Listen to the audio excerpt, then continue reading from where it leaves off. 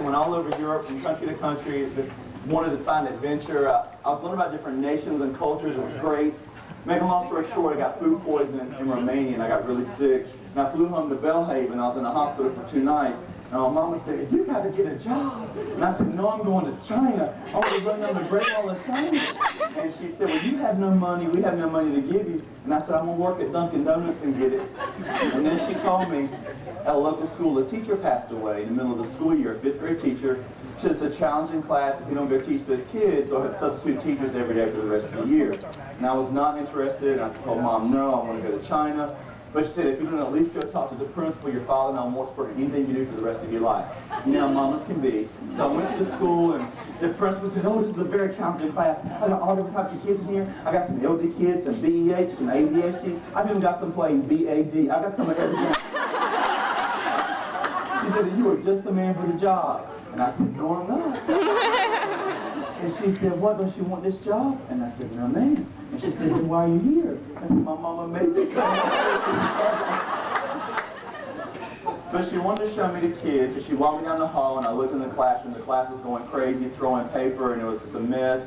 And this kid looked up and said, "Is you going to be our new teacher?" And I said, "Oh." I said, "I guess so." Because I'm a firm believer, if you feel something in your heart, you got to go for it. We only live once. And you know, when I was little, a lot of people who were close to me passed away, and the way some of my family members helped me deal with it is they said, "Live your life, you know, go for it, and when you get an opportunity, take it, because they're no longer with us, but you still have a shot." So for them, go for it. You feel something in your heart, go for it. And it just always stuck with me. So whenever I feel like doing something, I'm going to do it, because I want to know I live my life to the fullest, live as if today is my last. I don't want to look back on my life and have regrets. I don't want to say, "I wish I'd done this or done that." Go for it, then you know. So I really pushed myself. So I said, all right. So I started teaching, and 18 years later, I'm still doing it. I love it. So I went in there, and it was really, really challenging. It was really, really difficult. I looked at the kids, and it's like something was lost from their eyes. They didn't have passion for learning, and so I said, I'm going to try and do all I can to fire these kids up, because I think education should be fun, and it should be exciting. And so I said, I want to bring it to life.